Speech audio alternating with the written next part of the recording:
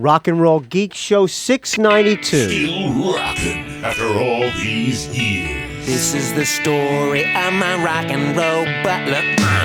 This is it, the show that started it all. Often imitated, but never equal. From San Francisco, USA, online since 2004. It's the one and only Rock and Roll Geek Show. With the original Rock and Roll Geek, Michael Butler.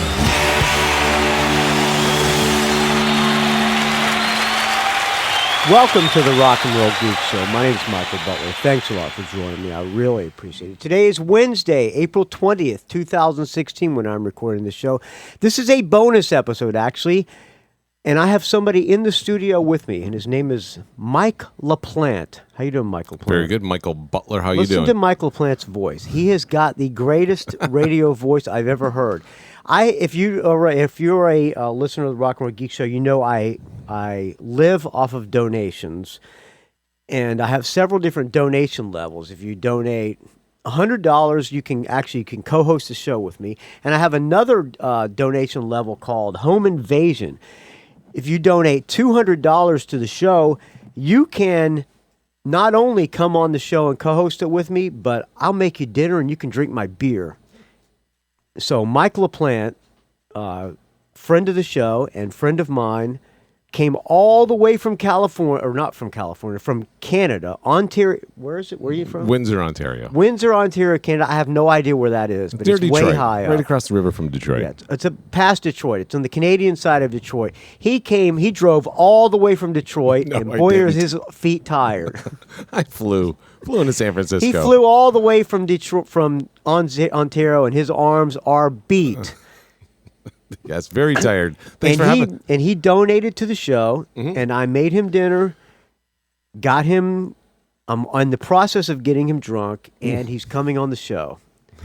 There you go. He made me fall down in the studio, and he had to ask me if I could. Are you okay to do this? Because he thinks I'm drunk enough. But meanwhile, the studio is what? It's like 4 by 6. Yeah, describe the studio. I always ask everybody to describe my studio because they're always surprised at how small and disastrously cluttered it is. It is disastrously cluttered for sure, and it is somewhat small. Mike asked me to go. You're sitting over here, Mike, in front of this microphone. So I'm making my way over here, and he turns his seat, and that's enough to just knock me across the room. He fell back in the chair and spilled his fine Tecate. I did. All over my trash on the floor. Having said that, I would love to take a sip of this beautiful Tecate Go ahead. from Michael Butler. Go ahead. There you go. So you too, friends, can invade my home invasion.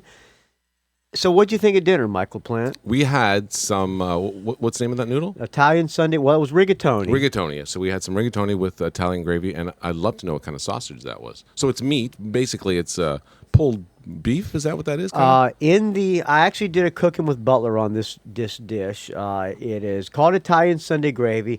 It contains 6 pounds of meat in the batch. It has flank steak, which has been cooking all day. It has country style pork ribs, which have been cooking all day. Wow. It has chicken thighs, and it has sweet Italian sausage and hot Italian sausage. It was delicious. I would recommend everybody come on over to Michael Butler's house, San Francisco, California, and get fed for $200 and get to talk on his show. Are you just saying that? It really was. The food wasn't that good, was it? The food was seriously. It was delicious. I also made Caesar salad with homemade Caesar salad dressing. I made it myself from scratch, no shit out of a jar from this guy. And I made my own fucking croutons, motherfuckers. They were delicious and crunchy. Oh, they were overcooked? No, they should have a little toastiness to them, shouldn't shit, they? I overcooked the croutons. Son of a bitch.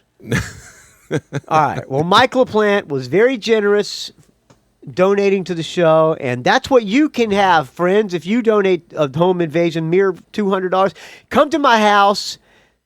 Hell, you can come to my house. You bring a gun. You can rob me at gunpoint. What are they going to rob you for? There's nothing here to rob. I would suggest you don't, because I have an arsenal packed away in the corner. But you can try at least.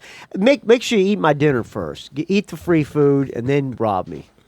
You won't get any money, but you'll get a bunch of trash on the floor of my studio and a bunch of tecates. So, how has San Francisco been for you so far, Michael? Well, I'm not really visiting San Francisco. I come to visit a friend who lives in wine country, and I'm a big wine fanatic, and there's tons of delicious wines. Yourself, you enjoy a red wine nice every once in a while? We had wine with the dinner. Not only did he drink my beer, he drank my wine. It was very good. He's a true Italian kind of guy. You got to be washing your pasta and your meat down with the wine. How was that wine? Was it okay? It's very good. It was a Beaujolais or something. That was a Beaujolais from where's that place? France. So Mike has a podcast. Michael Plant has a podcast. I'm on a couple of podcasts, actually. I've been podcasting almost as long as you have, since 2005, with a really good friend of mine, Big JD. He's known as Jeff Oppen. He was in a band called Wicked Angel. I do not know him. In his metal days. And him and I have been podcasting since 2005. We used to have a show called the Easy Mac Podcast. I almost forgot it. Easy Mac? So it's a tech show. It was a tech show. Had segments in it. We'd give you some tips, news. You know. Why did that podcast die? Because Big JD wanted to be the morning host, Gonzo guy. So he wanted to be a morning zoo guy? Yeah, Me too. Yes, it's I funny. want to be a morning zoo guy. So we started another show that was more open. He thought it would be more general. You started a morning zoo show? Yeah. Really? Yeah. What kind of morning? Did you guys do bits? We didn't do any thought-out bits, but we would occasionally write our own Did you do songs. any phony phone calls? Oh, he's amazing at phone calls. So you did parody songs? No, we would do songs of our own. We'd just think of a subject, like Glenn Campbell was the last one we did. Like, we just write songs just for the show. You'd pull out a guitar and write a song. Guitar, ukuleles, harmonicas. There's a guitar right there on the wall. Grab that guitar off the wall. It's probably out of tune, but go ahead. I'm going to grab this guitar. Yeah, you better grab it. Just hand it to me, on Michael. The spot here. All right, that's no problem. You can put me on the spot. There is a tuner connected, but one of these tuning keys is broken. I dropped the guitar. By the way, I had the Butler's gig on Butler's and Featherwich played on Saturday night, and I brought both of my hacks from Swedes, and I was putting one on this stand, and I had one sitting on Craig's amp, and of course the one that was sitting on Craig's amp slid off, broke the headstock. So, all right, I'm gonna plug this thing in here. That's insane. That sucks when that happens. Yeah, it's good times. No good times. Plugging this in here. Let me see if it's in tune. All right, let me change the thing. Hold on. What? So this guitar is plugged into the whole rig, so people can hear it as you're playing it. All right, here you go. All right. You're playing my out-of-tune guitar. It's gonna be. Thank you, Michael. Okay, it probably doesn't reach. Oh, that's not good. We got some cableage problems. Switch places here. You're gonna take my chair. All right. He's gonna do a jingle. He's gonna do one of his bits from his old podcast. I'm not doing that. No. On the show. No. Switch places. I thought you were gonna sing a song based on the chords that I was gonna play. Switch places. Okay, no problem. I'm gonna be the guest. It's gonna be tough playing guitar. Which, by the way, Patreon donors, don't worry, you're not getting charged for this episode. In case I fuck it up completely. Because if you donate on Patreon, every time I do an episode, this is a freebie. When you donate, this is a freebie.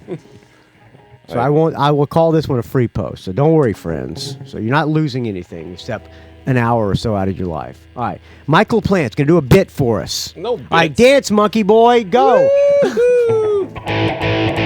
All right, he's holding my guitar. It's out of tune. It's a bit out of tune, yeah. There's a tuner right here on it. Feel free to tune it. All right, I'm going to do a subject. All right. Today's 420. Are you listening to me, Michael Plant? I'm listening loud and clear. Oh boy. All right, I'm going to do a subject, and you're going to do a comedy bit from the subject. Okay, sure. Is that how you guys' show worked?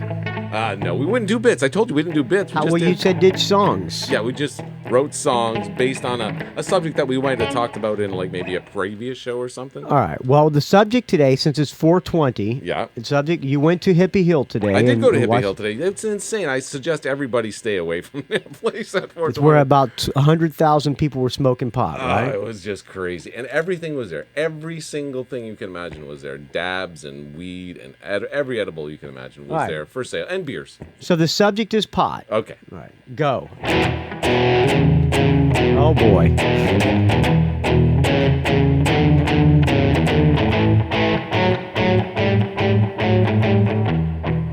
I'm waiting on you, Mike, to give me some inspiration. You're you're doing the comedy bit. This bit's bombing. All right. He died. I'd actually have died to think a of horrible lyric. death. Yeah, I'm sorry. I thought you were going to... All right. Let's play a song. I'm All going to right. go piss, and then we'll get back with Mike LaPlante. Sounds good. What you wanted to hear, he brought. Oh, by the way, if you donate, you can also program all the songs. So all these songs are picked by Mike LaPlante, and Yes. this song was picked by. What is this? This is In the Mood from Rush. All right, here we go. Here we go.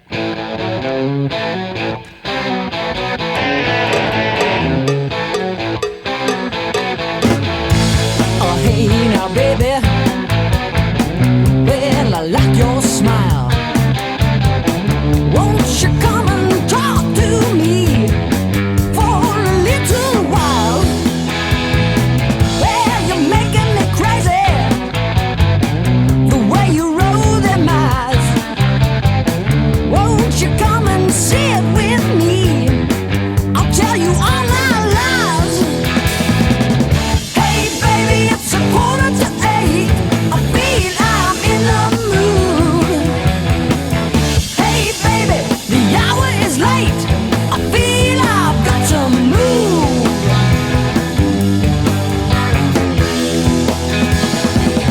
Well, hey now, baby, don't you talk so fast. I'm just trying to make this good time. I'm trying to make it last. Well, everything's getting hazy. Now, honey, where'd you go? I just want to find out, baby. Where'd you learn what you know? Hey, baby, it's 7:45. I feel I'm in the mood. Hey, baby, the hour is late. I feel I've got to move.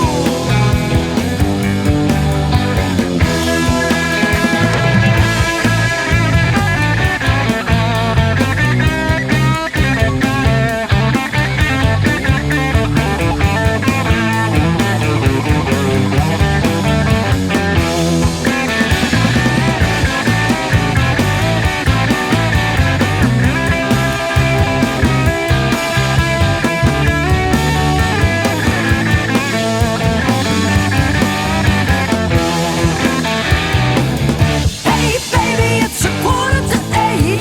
I feel I'm in the mood. Hey, baby, the hour is late. I feel I've got to move.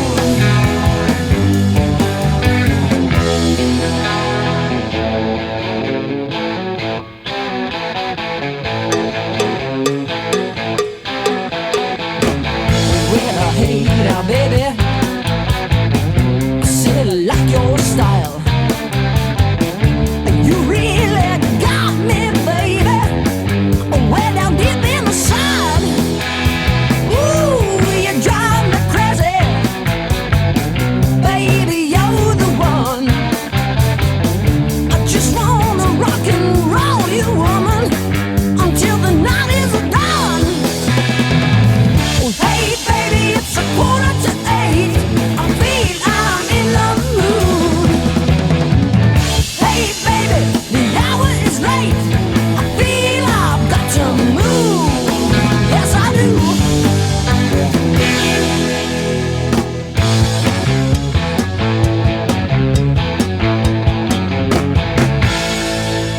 All right, there you go. Rush, In the Mood. So I was asking Michael Butler if he was familiar with this tune. He said yes, but he was familiar with most of the first side of this album because they It's were on All the World's a Stage, the live album. their first live album. Yes, Yeah. exactly. Whereas I know this song when I was in grade 8 Because you're from Canada. from Everybody in Canada. Canada likes Rush, Helix.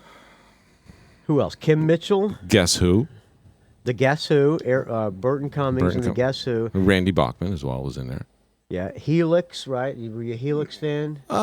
They had a few tunes. Who yeah. else does all the Canadians like? Do you like Trailer Park Boys? Love the Trailer Park Boys. That show's fantastic. Bare Naked Ladies. Oh, they from Canada? Yes, they are. But anyway, In the Mood, that was a song that was actually on AM radio, AM 800 CKLW. And if you ever want to know anything about a great station, it was one of the first stations in the United States that had, it was called an open network or open, it was Clear Channel. That was what it was.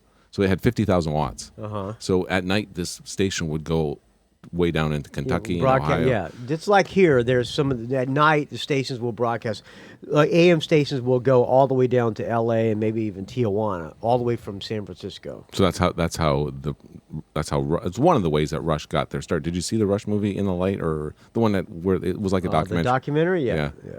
So there was another station in And that's Ohio how they became popular, because at night the AM station would play that tune along with Alice Cooper and the Guess Who and the woman who was behind this, which she just got awarded. Was it a with- Detroit station? No, it Or- was a Windsor station. Okay. Yeah.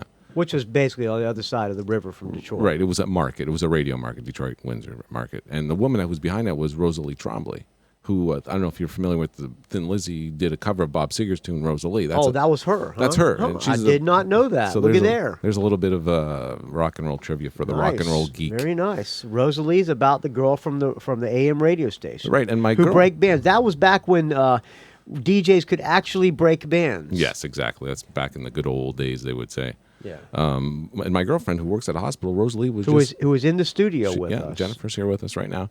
And she met Rosalie. Yell 'cause- hello, Jennifer. Hello. I think it's How right. was dinner? Did it suck? Oh, no, it was awesome. Okay, she's just saying that. She's just saying that. Okay. Dinner was delicious. So I want to know, Michael, was there a band like when you were in grade 8, when you first got turned on to rock and roll, like the Rush was one of those bands for me, because they played at the high school in my hometown. Rush did. How old were you when this happened? Well, I was in grade 8, and while that song was on the radio. So however old I was, 13 years old, I guess. When you were a 13-year-old, were you turned on to rock and roll? And if so, what bands were From you the listening radio, there was a radio station in Jacksonville, Florida called Rock 105. They said their catchphrase was "Turn it up and feel it." Rock 105. Or something like one of those stations. Anyway, they broke a lot of Australian artists in the United States. Were first played in the Jacksonville radio station. As a matter of fact, there's this book about this band called the Skyhooks, and I am in that book because I told this story. Okay, I'm going to back up a little bit. So the band that was turned on to me by the radio was a band called the Skyhooks. Along with AC/DC and then the Angels, they were called Angel City here.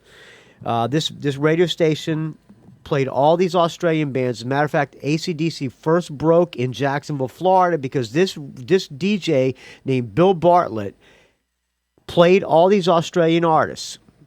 And he played the Skyhooks. The entire Ego Is Not a Dirty Word album became a huge local hit in Jacksonville, Florida, because of this Bill Bartlett DJ, who I've tried to have come on the show, and he said he was going to come on the show. He said, yeah, I'm moving, but give me 2 weeks and I'll come on the show. And then I contacted the fucking asshole, and he never would come back on. He never even replied. So Bill Bartlett, fuck you, man. But How can you say that? That's one of the guys who it was a inspired you. soundtrack. He was the soundtrack of my life. I wanted to talk to him about how radio was so great back then. Because and of he him. blew me off. The guy blew me off. Anyway, this guy played the Skyhooks. He played the Angels or Angel City. He played AC/DC. He played everybody from Australia, even the Little River Band. Do you know why he was so turned on by the Australian scene? No, I don't. It's in that book. It's in the Skyhooks book. But I talked about Skyhooks on my show. I had the bass player from the Skyhooks, and I talked about how when they came to the United States, and it made the book. It made the Skyhooks book. And that DJ is also in the book. He turned me on to all this music. And so, yes, to answer your question, I was turned on to some music by local radio. But it was FM.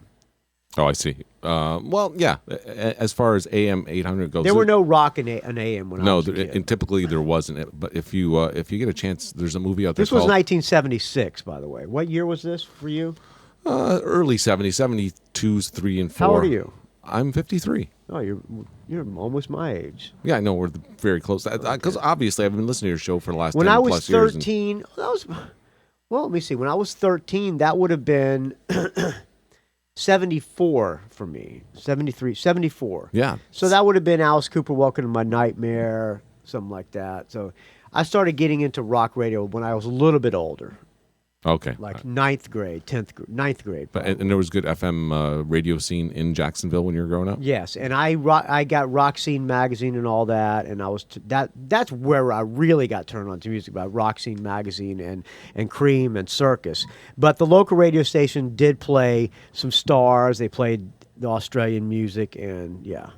So there you go. Can we play an Alice Cooper song now? I can. I need to look for it on my computer because we're doing this off the cuff, friends. Woo! Let's see if we can find Alice Cooper. Alice. Oh, I gotta get it on the regular. Have you, while we're looking for Alice Cooper music, have you read his biography?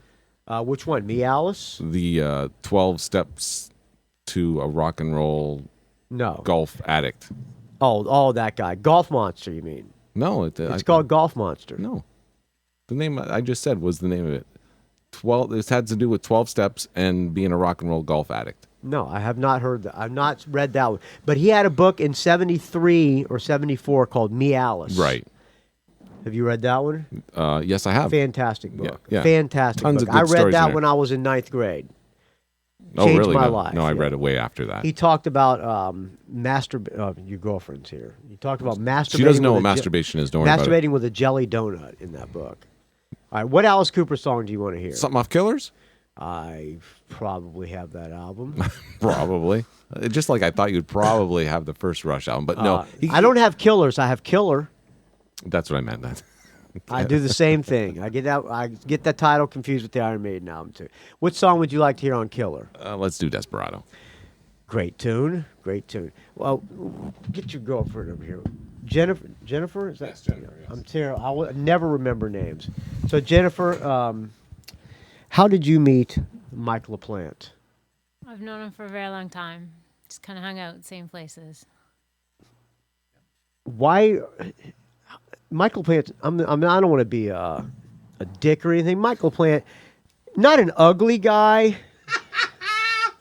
but not the best looking guy in the world. He's cute. Think Paul Giamatti.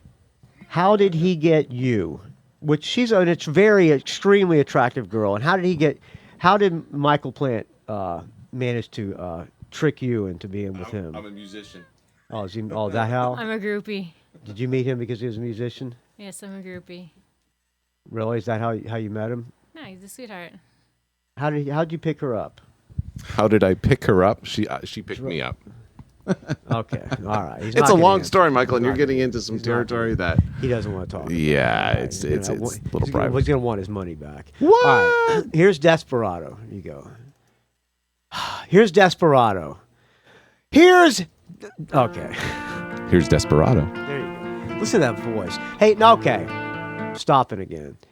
You have the radio voice, and let you talk up the post. You know what talking up the post is? I know what obviously. yeah. All right, talk up the post, Michael Plant. All right. What's the name of your current podcast? Well, I have two podcasts actually. So we have Big JD and Lippo in the morning. That's me and my that's a morning zoo show. morning zoo-ish show. It's a podcast. It's a podcast, yes. But my And who are you, Lippo or Big J Zoo? I am Lippo.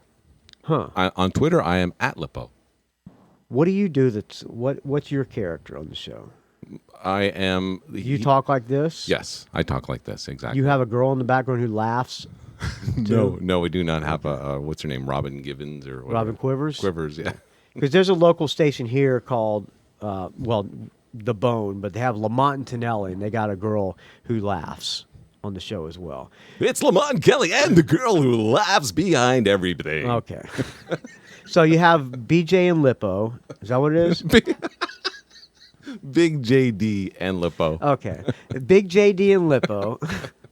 And what's the other show? Well, it's with the amazing Ken Ray, the person who is behind the podcast macOS Ken, daily Apple And news I love show. Ken Ray. Yeah, I've awesome. known Ken Ray forever. Very professional. So you do a tech show and a morning zoo show. So what Ken does, he does all his shows during the week, and then on Saturday we drop a show that basically, since his show is scripted, we go through some of the top stories or just stories that we And find. the Saturday show is the one that people pay for.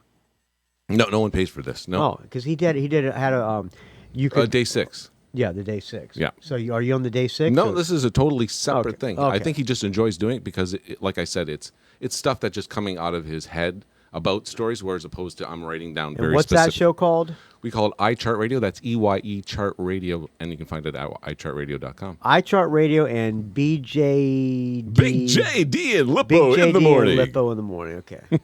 All right. So anyway, you're going to talk up the post. All right, here we got some classic Well, rock. you got to here. wait until the music starts. He's already all right.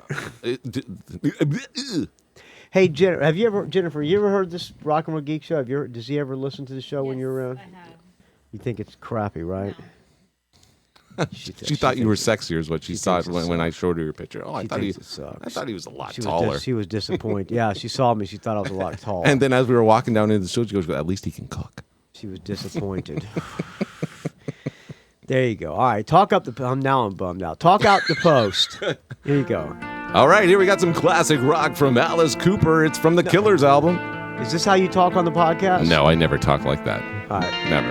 talk it like you normally would. All right, this is Alice Cooper from the Killer album. It's Desperado. Oh, I didn't talk Perfect. I didn't talk the whole post. Perfect post talk. And I'm a Perfect. You ended it right when he was singing. Good job. But you knew that when All right. you laid down. I'm a picture of ugly stories.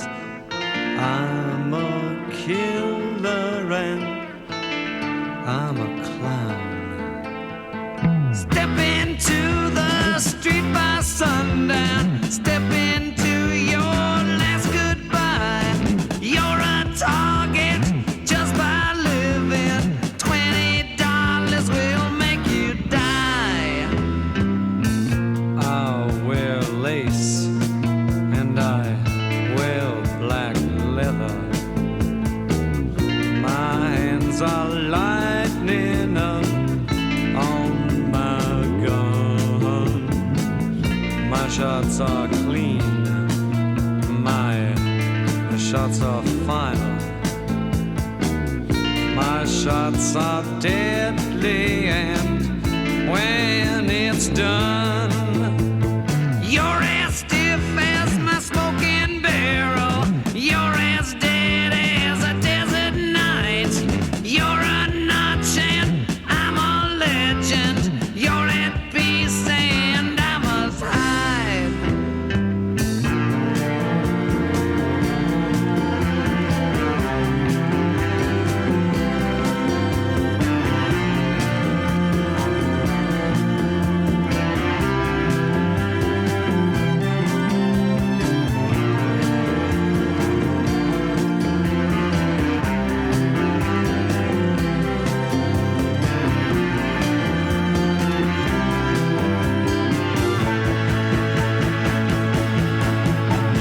Tell me where the hell I'm going. Let my bones fall in the dust. Can you hear that ghost that's calling as my coat begins to rust? In the dust. I'm a killer. I'm a clown. I'm a priest that's gone to town.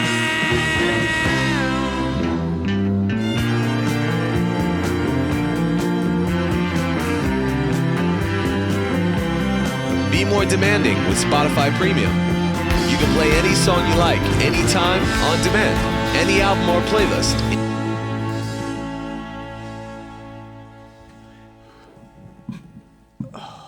Okay, there you go. I apologize for the Spotify. pre-roll or post-roll or whatever.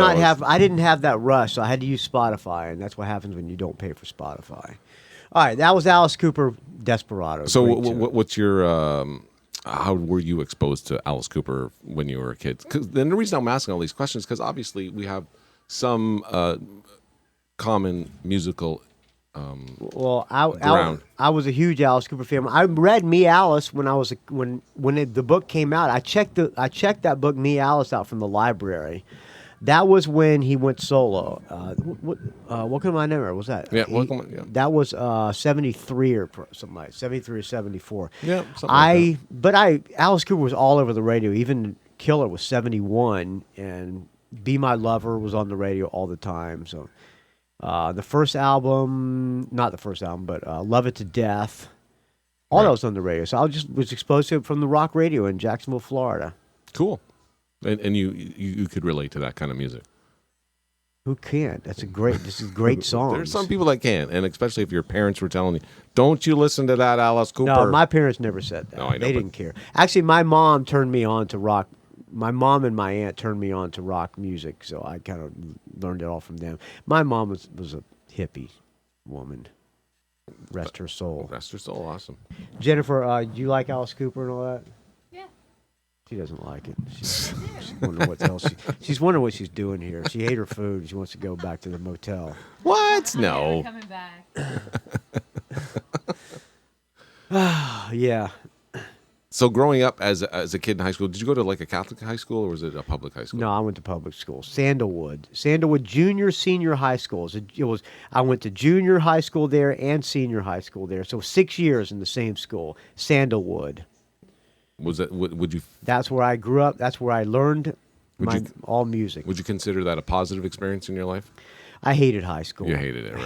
Hated it. But I was the guy that had Cream and Circus Magazine and Rock Scene, and I passed them around. You know, they had these things, Peaches. We called them just folder. Our folder, you know, but kids nowadays call them Peaches, where you put all your notes. Yeah. I used Cream Magazine and Circus Magazine and Rock Scene as my folder. I put all my schoolwork in the Circus and Cream Magazine. Right. And I always passed them around to all the other kids at school. They would look at my Cream and Rock Scene and Circus Were Magazine. you jamming at that time? I started playing when I was in 9th grade.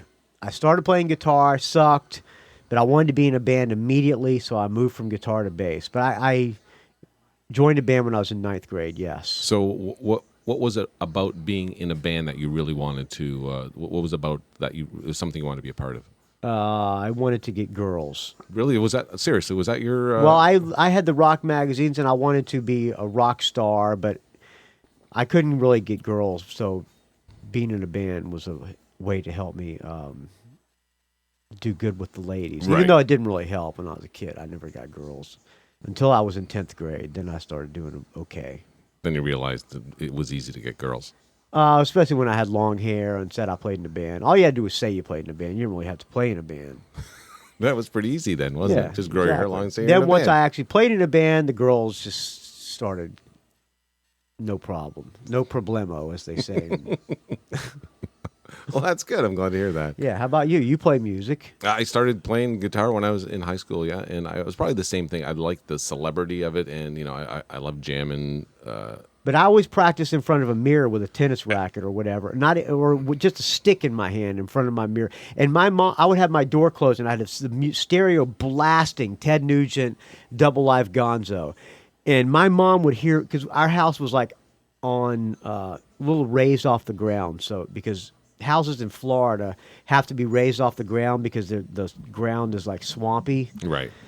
and You don't want to get flooded. so I'm jumping around my room, bouncing off the bed and stuff. I had mirrors, and I watched myself rock out. I know. I think I've heard this story, and I did the exact same thing to Ted Nugent. Besides. Yeah, and my mom would wonder what the hell's going on behind his door. There's all this noise going on, What were not you- just the music, but bouncing around.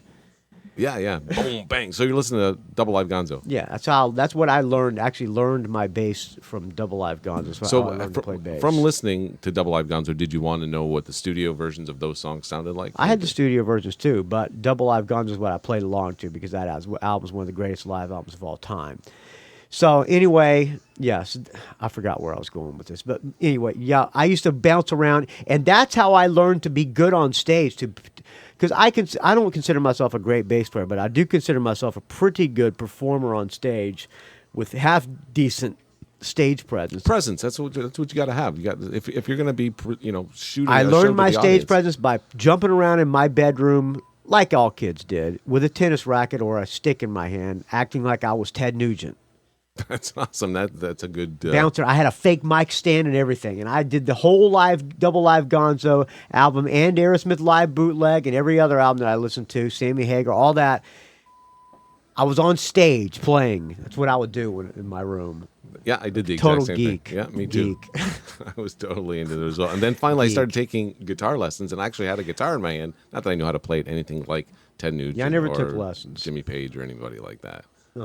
What about Zeppelin? What kind of influence did they have on your... I'm not a Zeppelin fan. I have Houses of the Holy is the only album that I like from them. I'm not a Zeppelin fan. So what about Physical Graffiti? What is it about that album that you don't... I don't really know what songs are on it. I probably have it up there. I have Physical Graffiti. That's the one with the apartment building and the spinning... No, the one just with the has a spinning. sleeve. What's the one with the spinning wheel? Led Zeppelin 3. Yeah, I have that. I have all those Led Zeppelin albums. 'Cause when you were a kid, you had to like Led Zeppelin, but secretly, I didn't love Led Zeppelin. I liked them because they were like the thinking man's rock band, I guess you could say. But I wasn't that good of a musician, so I listened to Kiss and Ted Nugent and all that. Although Ted Nugent rips on the guitar. Yes, he does. I just watched the remastered version of Behind the Music of Ted Nugent. Oh, they remastered it? Yeah, I They guess. remastered the VH1 show. Yes, they did. Yeah. That's a good Behind the Music, though. I think it is. That girl, his girlfriend, the Indian girl, Oh, yeah, she's Pele. Pele, or whatever her name is. When I saw him in Jacksonville, Florida, we followed him back to the hotel room. Stalking him like mad. We stalked him like geek kids, and he was with that girl. They both got out of the limo together, and we chased him into the elevator. The elevator closed right before we got to the elevator, and we chased the elevator up. We followed the elevator up to his room, and I've said the story a million times, and we knocked on his door. Me and my friend Mike Burns knocked on his, because Mike Burns had a poster of him and Ted Nugent. He met Ted Nugent in New York when he was with his dad. They were staying at a really nice hotel, and he got his picture taken with him. He had it blown up to poster size, so he wanted to get the poster signed. So we followed Ted Nugent back to the hotel room, and he had that girl with him. Knocked on the door. Hello? What the fuck do you want? Get the fuck out of here! Get the fuck off my tour bus. Two 15-year-old kids, and we go, sorry, man, and we laughed with our hopes and dreams crushed. I don't know what we thought was going to happen. He was going to invite us into his room and party with us. I don't know. But that's not he blew us off. He cussed us out. As you would anybody, right? He cussed us out, and we went home bummed out, but had a story to tell for the rest of my life about it. Absolutely. You knocked on Ted Nugent's And door, and he talked to you and back. later on, I actually met Ted Nugent and interviewed him, and I told him that, and I told him that story. Oh, right. On his tour bus. Yes. Not that he would remember that. No, probably. he didn't remember. No idea what was going on there. No. Do you want to play a Ted Nugent tune? What was your favorite Ted Nugent tune off the double live Gonzo? Well, it will probably be too long for the show. Oh, because you want to play Great White Buffalo or something crazy like that. Yeah, probably something like, let me see, Ted, what's it in iTunes? Does it show up by the first name? Who knows? Who knows? Yeah, here we go.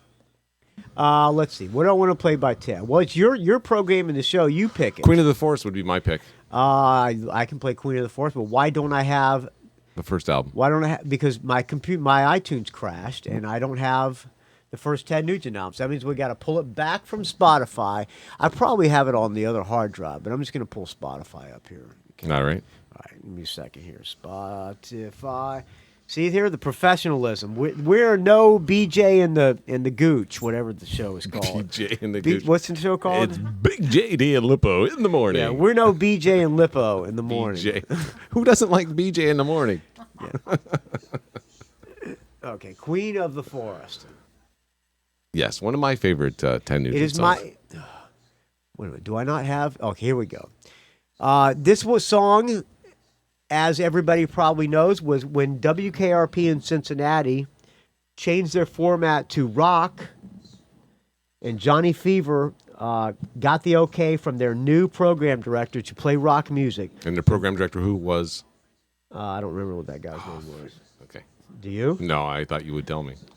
But the first song he played was this song. So this was the very first rock song ever played on WKRP. When they changed the format at WKRP, they played Queen of the Forest by Yes, Ted Nugent. That's right. Oh,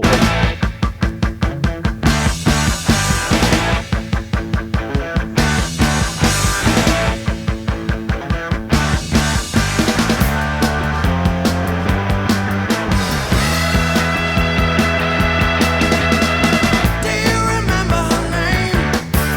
She's been there for a long, long time. She's got the magic wand to make it rain or sunshine. She's got the power to turn up the light. She's got the power for the day and the night. Oh, yeah. You best hide when she's angry, 'cause she can't live with your tongue. When she throws a temper tantrum, it's like the sky is falling down. She's got the power to turn up the light. She's got the power for the day and the night. Oh, yeah, she's the queen of the forest. Queen of the forest. Queen of the forest.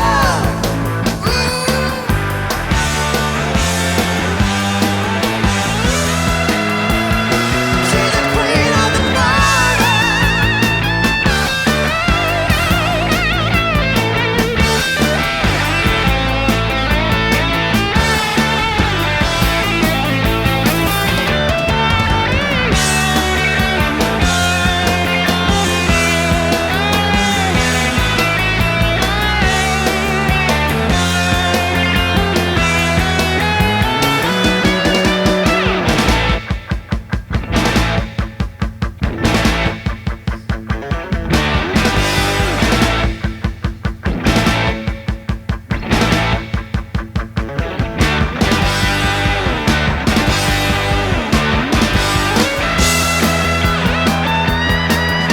She takes care of the creatures. She supplies all of their needs. With her we have a much better chance now to stay happy and free. She's got the power to turn up the light. She's got the power for the day and the night. Oh, yeah, she's the queen of the forest. Queen of the forest. Queen of the forest. Whoa, baby,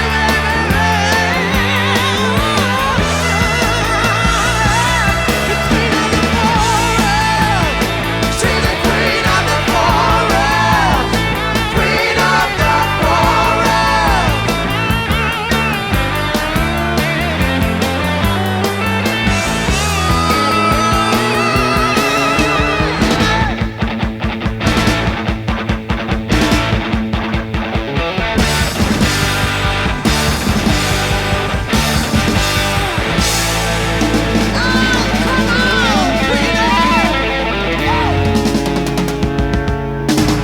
all right, there you go. Queen of the Forest, Ted Nugent. It's the awesome Derek St. Ohms on vocals there. Derek St. Holmes, I've told this story a million times too, but the Butlers played NAMM, and Derek St. Holmes came up and played with the Butlers. Did you know that? I think I saw a video from that. Yeah. And that we played Stranglehold, and we played Hey Baby. Highlight of my life. No doubt. Great. It was Fucking, great. that sounds awesome for sure. I mean, he was amazing, and then of course he the way he's portrayed in the behind the music thing was he was dissed by Ted, and Ted basically says there's only one alpha male, and that's me. That's right. And I cornered Derek St. Holmes when we played with him that night. I chewed his ear off with questions about Ted Nugent and just geeking out with this dude. And I asked him everything, and he told me all the stuff off the record. He won't come on the show. I've tried to get him on the show. He knows Billy Rowe, and I've tried to get him on many times. He won't come on. He says he'll come on, but he never does. Have you heard that the new Whitford St. Holmes? I think that was the show that I did a track by track of it. that Jennifer listened to. It was about 2 months ago, maybe. Yeah, yeah. it's a good album. It's a great album for sure. It's coming out officially. They're releasing it now worldwide, so you can actually buy it online instead of waiting till they come to your town. And they're coming on tour too. I think I don't forget who they're opening for. So we got Tom Hamilton playing for who? Then Lizzie. Then Lizzie, and we got Derek St. Holmes. Derek St. Holmes playing with Brad Whitford. Joe Perry playing with Alice Cooper. Steven right. Tyler doing his country thing. Everybody's busy. Well, what about Joey Kramer? Yeah. He's doing his coffee thing. he's got a coffee shop somewhere? He has a coffee company. Oh, coffee company. Yeah, I forget what they're called. Rock and Roast or something like that. He's probably happy with the rest. I think he would be prefer to be playing in Aerosmith. Yeah, you think so? I went to his book signing at South by Southwest with Jasper, and I tried to get him to do an ID for the show. Mm-hmm. He wouldn't do it. He wouldn't do an ID. You're not good enough for him and his ID. I had written out for what he looked at it. He goes, "No, I'm not going to read this." I got too big of a buzz on. I He can't said, "Why read not?" that He goes, stuff. "I just don't want to." All right. Why not? I just don't want to. And that was it. I just He's asked an you asshole. because now I'm no longer a Joey Kramer fan. well, I think if you actually got to know a lot of rock and roll dudes, you'd say, I mean, you already know the DJ's already a douchebag as it is. Yeah, Bill Bartlett. What was I going to ask you about Aerosmith? Was that a band that you grew up loving as a kid? I saw Aerosmith on the Rocks tour at the Jacksonville Coliseum. Was it horrible? It was horrible for me. It was terrible. Yeah, really? It was horrible for you? Really? Yeah. They seemed so disconnected. No, it was fantastic. Are you crazy? Yeah, the show I saw It was not fantastic. good. The album probably is one of my favorite albums, I have to admit. It was great. They were sloppy. Yeah, wicked sloppy. Steven Tyler was an asshole to the crowd. He was flipping people off. It was rock and roll in its highest form for a kid like me. It was great. Yeah, you like that. I guess I wasn't impressed by the sloppiness. I was thinking it would be a little more tighter. Yeah. Nah. They were loud, and they were loud, and they were great when I was a kid. That was like the fourth show I ever went to, third or fourth show I ever saw. Very cool. Very cool. Yeah. So we got drummers like dropping out. We got Neil Peart from Rush dropped out, and Bunny Carlos isn't playing for Cheap Trick anymore. It seems like a stamina thing. These guys are just dropping out because they don't feel they can do the So 24. Neil Peart doesn't do it because he doesn't have the stamina, or he's bored with No, it? his bones, his joints are just. He just feels that he can't do. They But do pretty long shows. Didn't they let him off like 20 miles before they would get to town, and he would drive his ride his bicycle? Not 20 miles.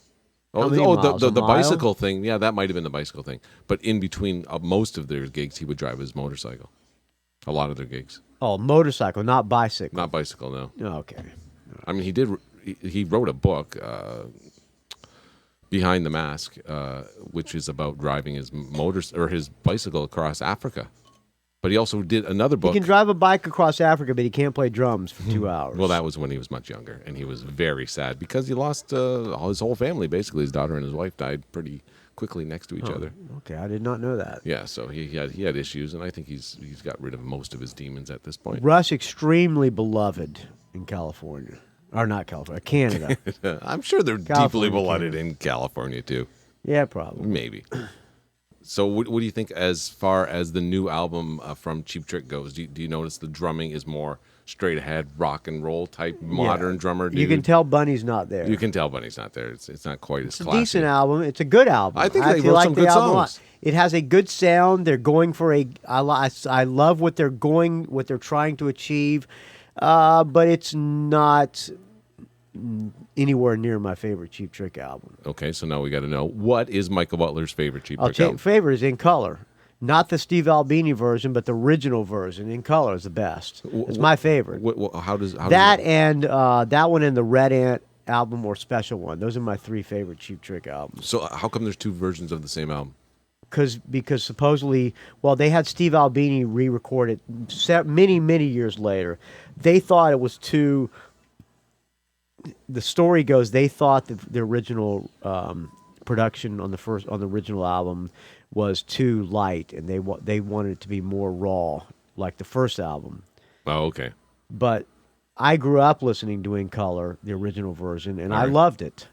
I saw them open for Foreigner on the In Color tour, and that album has a special place in my heart. So I like the original, and I don't like Steve Albini as a producer anyway. I've already said that a million times. What would I think he's a hack. What would folks know Steve Albini as far as his? Nirvana.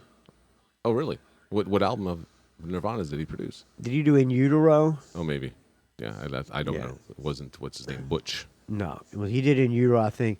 Yeah, his production's muddy. I don't like him. I think he's a hack, like I said. I don't think he's an overrated producer. Yeah, there's a lot of those out there, for whatever reason. Bands build them up. And, It sounds like the drums were recorded with one microphone in a garage on the re-recording of In Color. it's easy to mix the drums that way. Yeah. They're Sounds just like all in crap. all at once. Sounds like crap. That's too bad. But that's my favorite Cheap Trick album, In Color. What would be your favorite Cheap Trick song as far as songwriting? Southern Girls. Southern Girls. Can we hear Southern Girls right now? I probably can if let me see. Hopefully I don't have. Hopefully the iTunes didn't crash and I lost In Color. He's lost most everything. Let's see. Cheap Trick. Cheap Trick. Cheap Trick. How do you spell Cheap Trick? Okay. Let's see. In Color. All right. La da da da da da. So, In Color. How come In Color is your favorite album? Just because that's when I saw him was on the In Color tour, and I Okay. immediately went out and bought the album. And it plus got the best album cover as well. Robin and Tom on the front with the Harleys or Yeah. whatever the chopped out motorcycle. bikes, and on yeah. the back it's got Rick and Bunny on the mopeds. And that album is a great album cover, and all the songs, top to bottom, from the very top, from the first song to the last, fantastic tunes. There's not a bad song on the record. Talk it up the post, Michael. Oh, okay, Southern Girls. Here you go. Coming at you with Michael LaPlante and his way too good-looking girlfriend for him. Here's Cheap Trick. God, that was terrible talk up the post. Terrible. I've been north from the east to the California beach. There's only one place I know where to find you. And all you southern girls got away with your words and your showing. You say, oh, little jump, you say, go, and I know it's no time getting so close to you. And you'll never run away when you find I'm on to find you.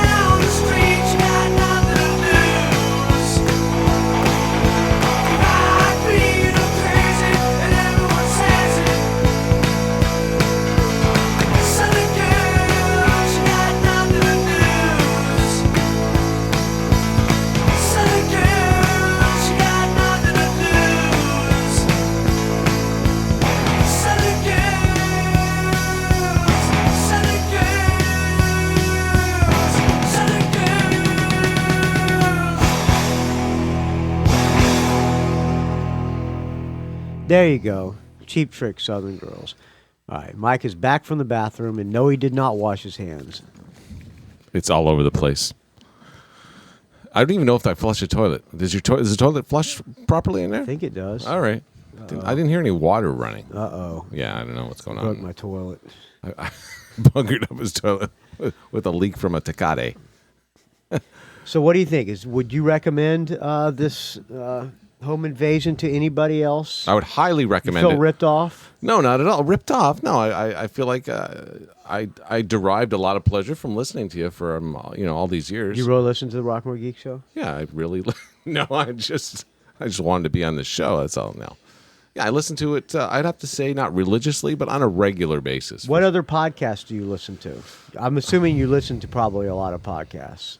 No, not a ton of podcasts. Not at all. Mac Break Weekly, which I went and saw. You listen to a lot of tech podcasts. then. That one for sure. I also listen to No Agenda.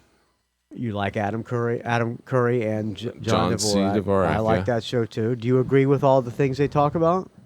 Do I agree with them? Do you? Well, yeah, I can easily be.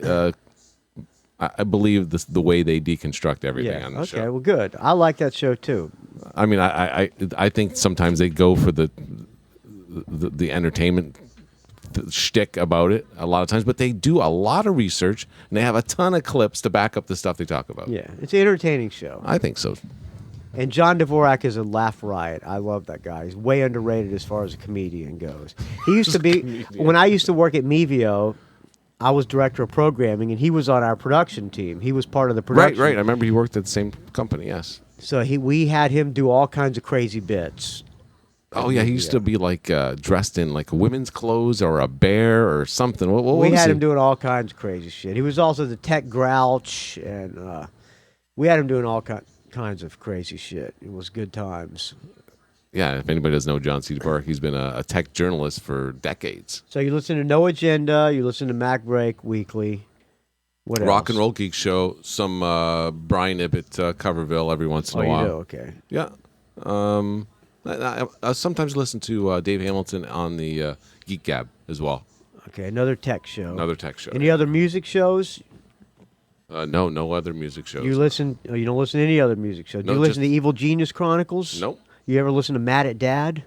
I have listened to a couple episodes of that. Yeah. Oh, Yeah, you guys do that. That's a pretty good show, actually. And so, how do you know Mr. Slusher?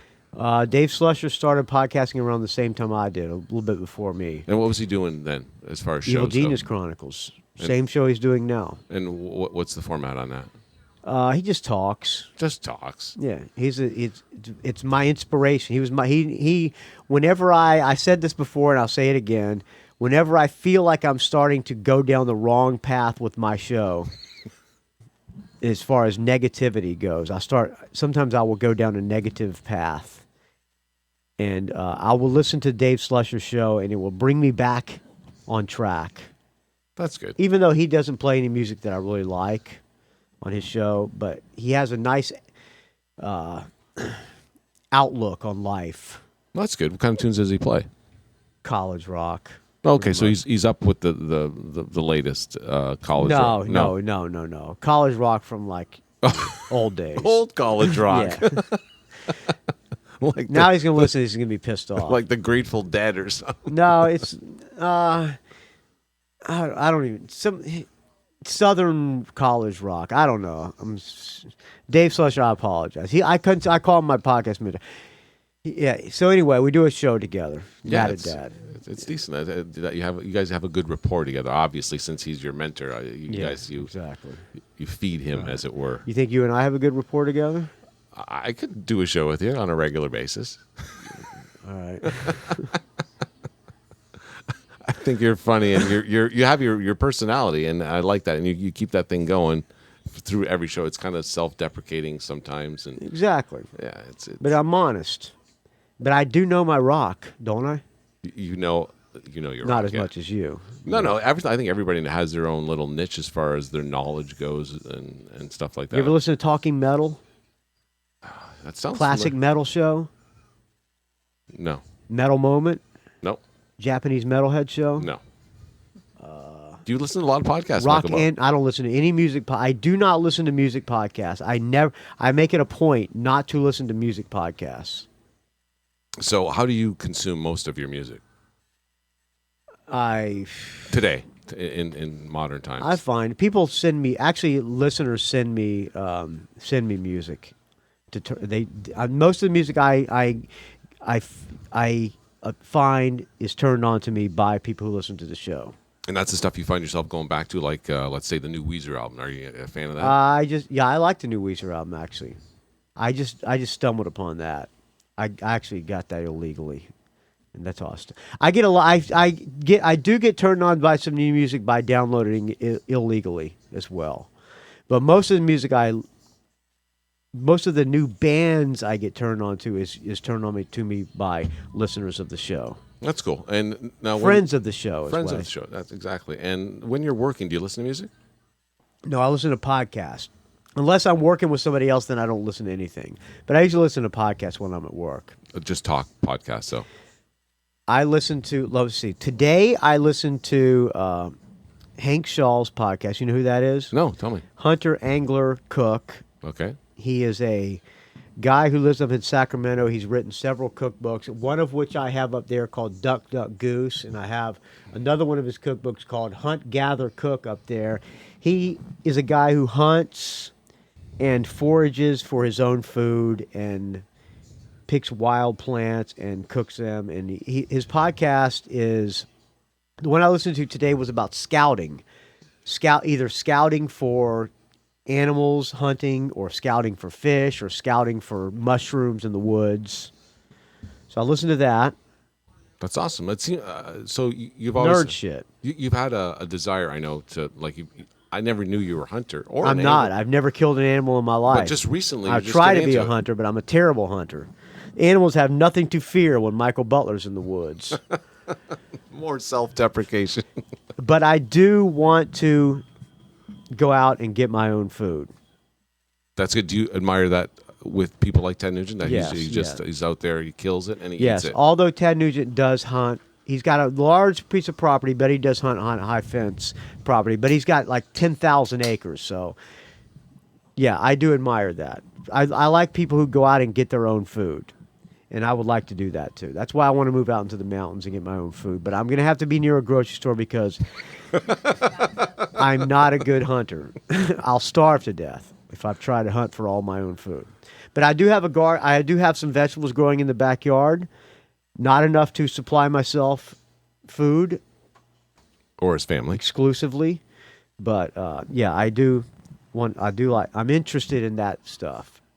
Not interested in killing animals. I'm not turned on by the thought of killing animals, but I am turned on by the thought of getting my own food. Yeah, so killing animals is one thing you have to do to get your own food. So what is it like getting a gun permit here in California to shoot a rifle at wild animals? You have to get a hunting license, and to get a hunting license, you have to complete a hunter education course and pass same as the Ontario. test. Yeah, yep. And it's a very hard class. I mean, the course is hard, actually. But I did that. You don't really have to have a permit to get a gun, but you have to wait 10 days before you can pick up the gun that you purchased. But you have to have I did take all the gun classes, so I wanted to be well-versed in how to handle a gun. That's a good idea. And I also hunt with a bow and arrow, too, which I've never killed anything with that either. Awesome. Yeah. So what kind of, do you have like a 12 gauge or? I have a 12 gauge. I have a 20 gauge. I have a 270 rifle. I have a 22 rifle. I have a pellet gun, and I have a bow and arrow. That's a pretty decent arsenal. I have an arsenal. If the cops came to my house and stormed my house, they could make a case for me being a terrorist. I have bullet making supplies. I have gunpowder. So, yeah. Michael Butler, the rock and roll terrorist. Exactly. Even though I'm not a terrorist, I'm just a guy who tries to hunt. But like they say on No Agenda. What do they say in No Agenda, Michael? I forgot. But they could make a case for me being... I mean, they could put on the news. The police stormed his house, and he had an arsenal of weapons. Right. But there's a ton of And he had righteous Americans. satanic symbols in his house. Oh, my I'm now goodness. holding up the Iron Maiden Trooper beer with Eddie on it. The cops could say I'm a Satanist, and with an arsenal of equipment and Three Stooges dolls. So who knows the shit if the cops came to my house and they put it on the news, it would be a story. They could just make me out to look like a complete psychopath. Meanwhile, your wife made you out to be a complete psychopath before we walked in the studio. No, My wife did. She probably did. Yeah.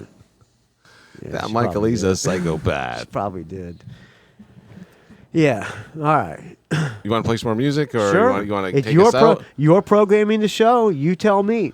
We're an hour and 5 minutes. We got a good 25 minutes left of the show. All right. I just jotted down some songs like that as a kid growing up. What about the Stones? I know from where I'm from, either you like the Stones or you hate the Stones.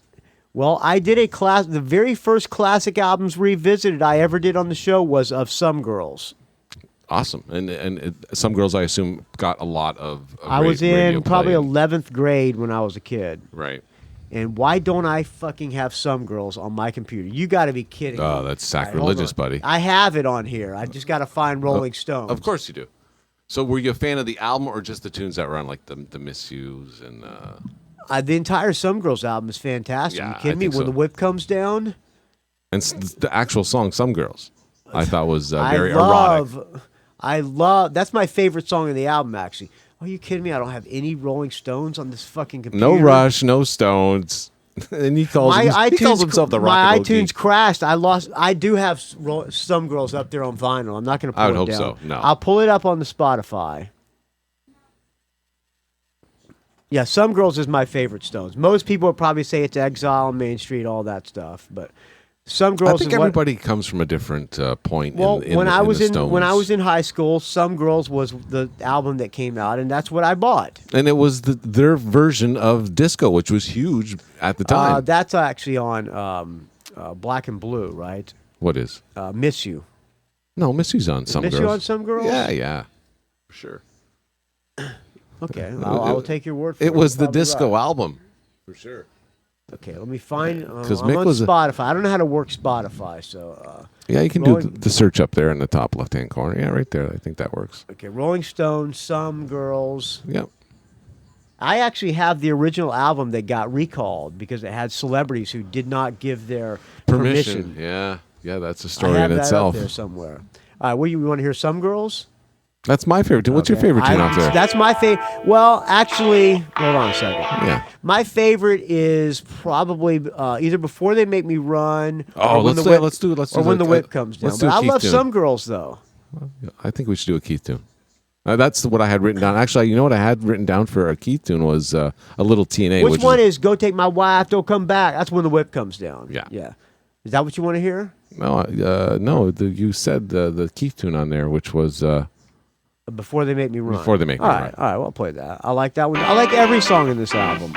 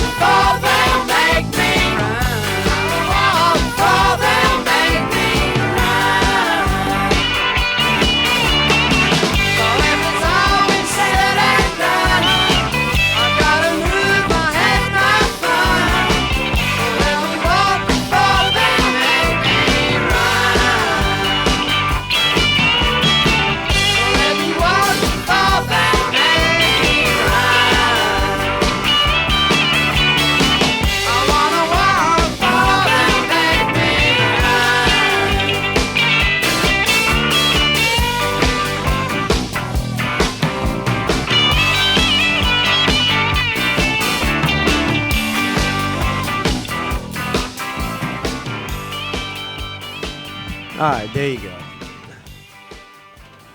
I was telling him off the microphone. I have to go look for the entire Stones catalog because when my iTunes crashed, I lost everything. I probably have a lot of the Stones on the CDs up here.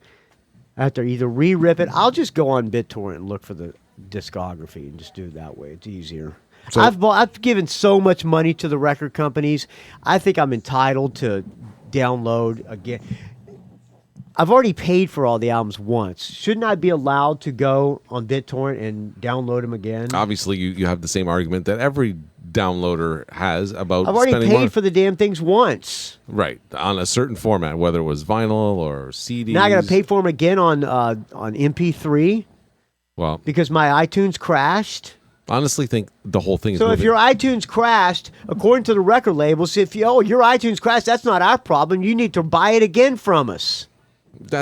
No, they want you to stream. I think they realize streaming is going to be everything. They want you. I bet the artists don't want you. No, to streaming, because the rates for artists for streaming is like hundreds of a penny per exactly. stream. Yeah.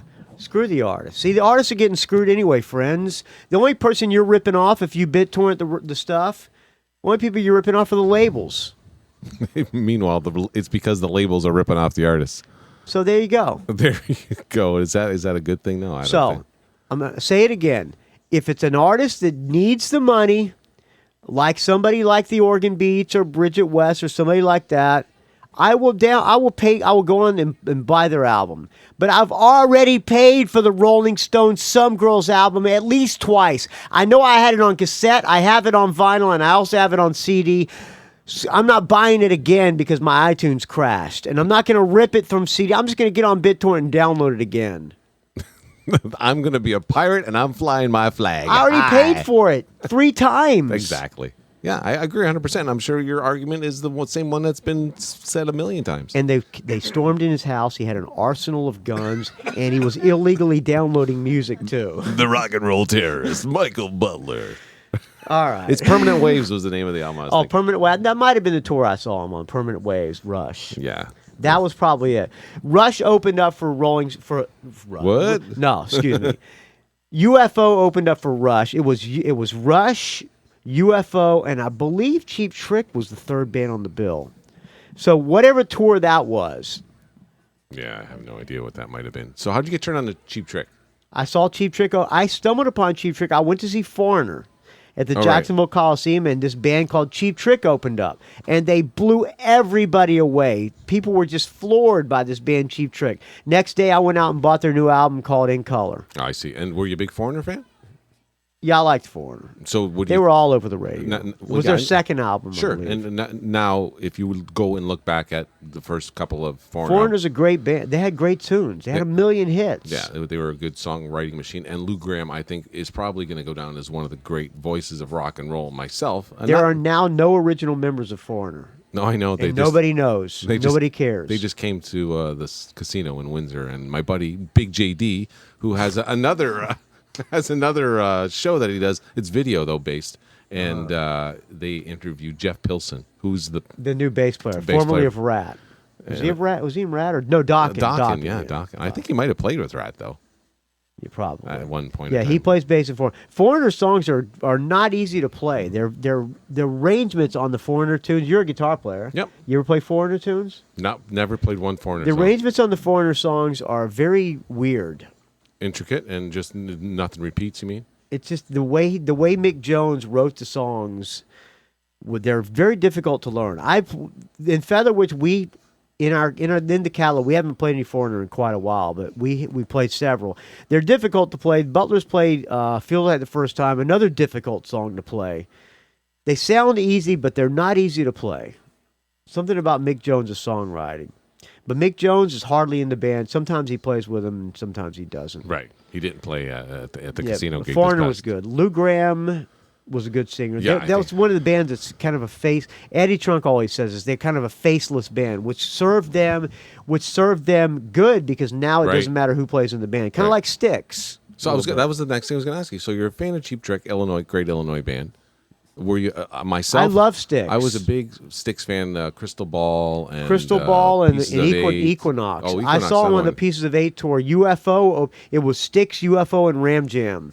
Ram Jam. Yeah. Oh yeah, that was a great show. And I think Brownsville Station was the opening band. It was Styx, UFO, Ram Jam, and Brownsville Station. Another Michigan band. What a bill that was, man. I bet. That sounded That awesome. was a great rock concert. For sure. That sounds like a great Styx owned rock radio back then. That Pieces of Eight album, Yeah. there was no bigger band. But Crystal Ball, great album. Equinox, fantastic album. Sweet Madam Blue, come on. You ever hear? What about Styx? You like Styx, Jennifer? Yeah, she was a Styx fan when she grew up as a kid. Although there is a thing you can watch on Access TV or MTV Live now. It's a recent concert with new guys, with Tommy Shaw and James Young. I saw him last year. I saw Styx last year with Gowan on playing Dennis DeYoung's part. Total dork, dude. Total dork, dude. But He's the song, talented, though. He is talented, I have to admit. the songs I agree with sound fantastic. They sound great. You close your eyes and you love it.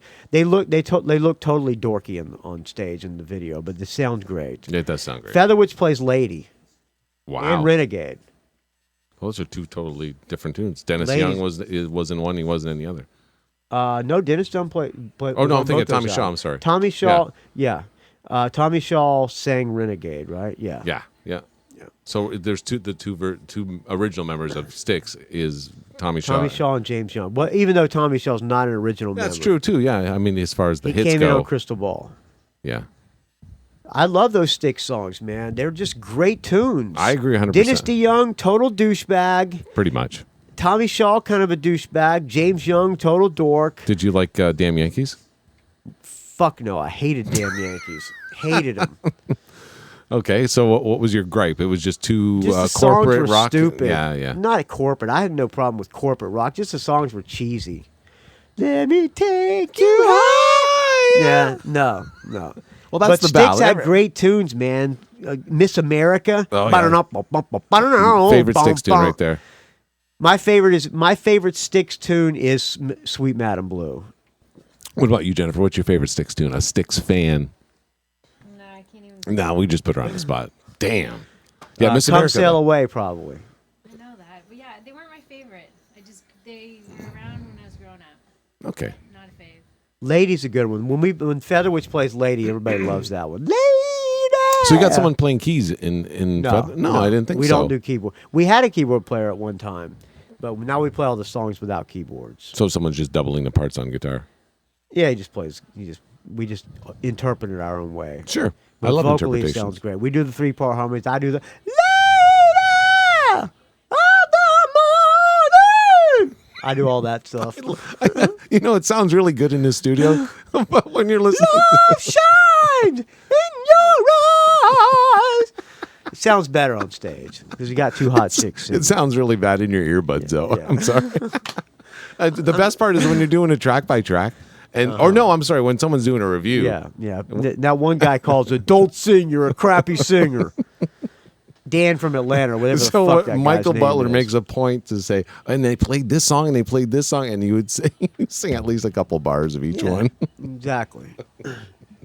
Yeah, but I like Styx. I'm in the minority, but Styx has a special place in my heart. Me too, absolutely. I feel the exact same way. I used to drive around with this guy who used to buy the most top end equipment. FM and radio crank with it. Styx in the cars, man. In the 70s, Styx in the cars, they owned rock radio back then. For sure. Yep. And Foreigner. What would you think of Benjamin Orr as a bass player I don't know about as a bass player, but he's a good singer. and songwriter? He wrote a lot of those songs, right? That he sang. No, I think Rick Ocasek wrote most of those tunes. Oh, is that right? Yeah, I like the Cars. They're boring live. Yeah, I saw them live too in Ohio. I saw them live in the 70s, and I saw them when they reunited. Oh, I never saw that. Without Benjamin Moore. After Benjamin Moore died, the keyboard player, Greg Hawkes, played bass and keyboards. And when it was a Benjamin Orr song, there was no bass. They put the bass in front of. They put an empty bass in front of the an SVT, and Rick Ocasek sang. Wow, that's awesome. I like Rick Ocasek's solo stuff, though. Yeah, me too. There was. The guy's talented. He produced those Weezer albums. And he produced the Bad Brains too. Rick Ocasek was a good producer. Yep. And a good songwriter. But they're on stage. They were boring to watch. I saw them with Ted Nugent at a festival in some racetrack. Ted Nugent jumping around like crazy. Cars just standing there. Yeah, looking at their instruments. It was kind of dull. Catchy tunes, but dull. Yeah, my band just started playing Just What I Needed. That's a good one. Yeah. What's your band called? King Friday. It's all covers? Covers. That's fun. It's fun doing covers. When you're in a cover band, you don't have to worry about getting gigs. They're easy to come by. Well, you know the kind of gigs you're going to get, that's for sure. I mean, as far as you're not expected to play originals, right? You're just there for... They're having a good time, and you get paid. If you can get the gigs. I don't know what the live cover band scene here is in San Francisco. We get paid. Well, we get paid, too. We will not play for free, absolutely. Unless... When you're an original band out here, you're playing on a Monday or Tuesday or Wednesday night, right. And you don't get paid. Whereas you can play on a Friday and a Saturday night. And there's band drama. In the cover bands, at least in the cover bands I'm in, there's absolutely no drama whatsoever, and it's fun. That's what it should be, right? Exactly. That's the only reason I really am. At my age, all I want to do is play music with friends. Yeah. And have a good time. And you're lucky of course, enough I'd like to get be paid. doing it 365 days a year, but... But you got a podcast. Well, I would do the podcast from the road if I could. If I had to, I would do this in between gigs. Exactly. When I was out with Jet Boy, I did the podcast every day when we were on tour. Sure, I did a daily podcast. It was fun. Yeah, because you wanted to relay the experiences that you're having with this band. It was fun for sure. Same when you went to wherever you went. You were standing in the tree stand. Where would you Notes go? from the tree stand when I went to Georgia. Georgia, that's what it was. In Florida. Yeah, hunting. That sounds like fun. The singer, actually, in my band, Dan Taylor, I could give him a shout out, Dan Taylor. Hey, Dan. Yeah. How's it going? Friend of the show, Dan Taylor. He's a big hunter guy as well. He used to be a guide, actually. I bet he's killed more animals than me. Possibly, quite possibly. A lot of ducks and rabbits and I did kill a pheasants. duck. But he goes moose and deer hunting too as well. He's killed moose and deer? Yep. I killed one duck. That was it. It was a tiny What did you say, duck. Jennifer? He said he hadn't killed anybody. Oh, okay. I did get a duck. And And you I went got some quail dove. hunting. I've killed dove. I have got birds. I've killed birds. Yeah. But I have not. I did kill one squirrel. Did you eat it? I skinned it and I cooked and I saved the meat. Yes. You didn't answer the question. Did you eat it? No, I didn't. I suppose they're good though, aren't they? I heard they're really good. Yeah. I felt so. I wasn't sure. The thing was, I wasn't sure if it was a gray squirrel or a tree squirrel. Okay. And I heard that the gray squirrels here carry the plague, and I was kind of afraid to cook it. Okay. You got to be safe. But for sure. it was a clean shot. I took that thing out right in the. It was a clean headshot. What'd you do? 22? Yeah, 22 with Nice. a scope Beautiful. from like 50 yards out. It's fun. That's the only mammal I ever killed. It wasn't fun. I actually almost cried. I actually What? kind of did cry when I killed the thing. Really? I said this before. I said it on the last Mad at Dad. And when I killed the squirrel, I was so upset. I got on this. I had this app on my phone, Tapatalk. It's like these forums. I went on hunting forums. Sure. And said, "Yeah, I want to get your opinion. I killed a squirrel. It was my first mammal I ever killed, and I killed a squirrel, and I had this really huge feeling of remorse. Is that normal, and will I get over it?" All the replies were, "You are a fucking pussy. You need to give up hunting." Give it up, sir. You're going to have to... They're like, "You're crying over a squirrel?" Exactly. Some people think of them as varmints. Yeah.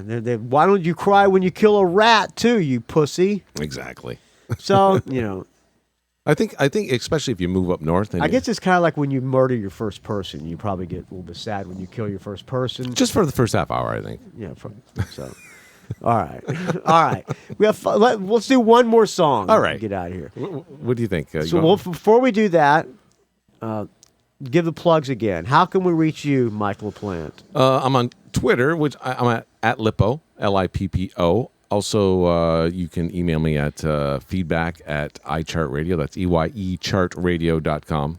And listen to our show, iChartRadio. You can find it on iTunes. And Big JD and Lippo in the morning. Just do a Google search and you'll find us. JD. Are you on the Facebook?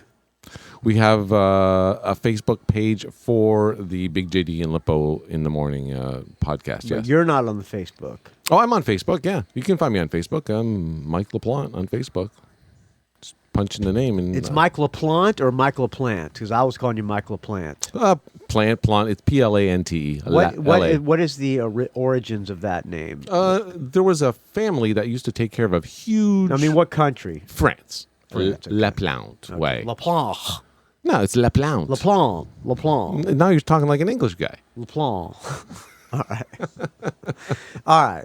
What do you want to close out the show? Oh, how can we reach you, Jennifer? No, you can't. Can't reach her. Can't reach Jennifer. Sorry. She's unavailable. Not out there. You creepy dudes out there that want to reach Michael Plante's girlfriend. You can't do it. Look for him on Facebook. He's probably friends with her on Facebook, and you can see what she looks like. Nope, she's not on Facebook. She's not on Facebook. Nope. You're not on Facebook. She's a good. Good for you. Non-tech person. The only girl I've ever met in the world who's not on Facebook. Yeah, she got a lot Good of stuff, for you. a lot of stuff going for You her. on for Twitter? sure. No, she's not a tech person at all. She has an email account, and she ain't Are giving you it to you. on Tinder? You on Tinder? I hope not. All right. Okay. I don't even know what that is. It's Good. a hookup site, Jen. She's not on good. She's fine. One of the last of the good girls. She's not on the crappy social media bullshit. That's right. Yeah. Hold on to her, Michael Plante. I am going to hold on to her. Hold on to her, Michael Plante. No hawking on my bread. All right. What are we going to close out with? You got rock and roll shoes? What's that? That's a Styx tune. Probably. What album's that on? I want to say that's on Crystal Ball. Let's see. Where's my sticks here? Okay, what do I have? What sticks do I have? I probably don't have much since my iTunes crashed.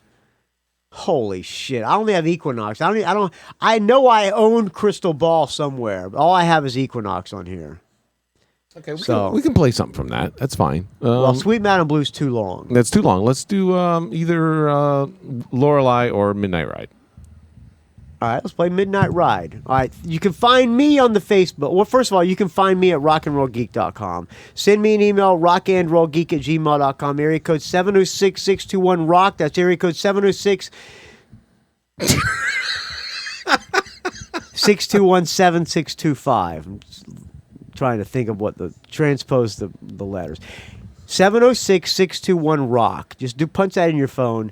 Send me an email, rockandrollgeek@gmail.com. Find me on the Facebook, R&R Geek. Find me on the Twitter, R&R Geek. Find me on the Instagram, Rock and Roll Geek. Don't ask. You on the Instagram, Jennifer? No. Jennifer's not on the Instagram. There you go. Good. All right. That's enough ways to reach me and Mike LaPlante. Here is...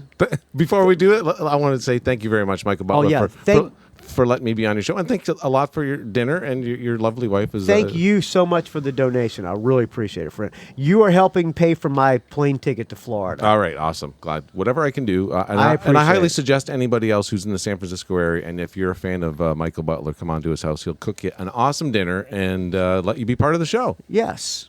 There you go. There's a donation link on rockandrollgeek.com with the different levels.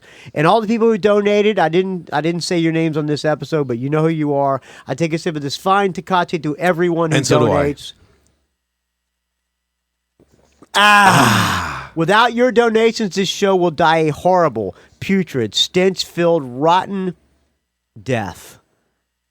Thank you, friends. We'll talk to you next time. Patreon donors, you're not getting charged for this one, so don't worry, friends. All right, this song is called Midnight Ride. We'll talk to you next time.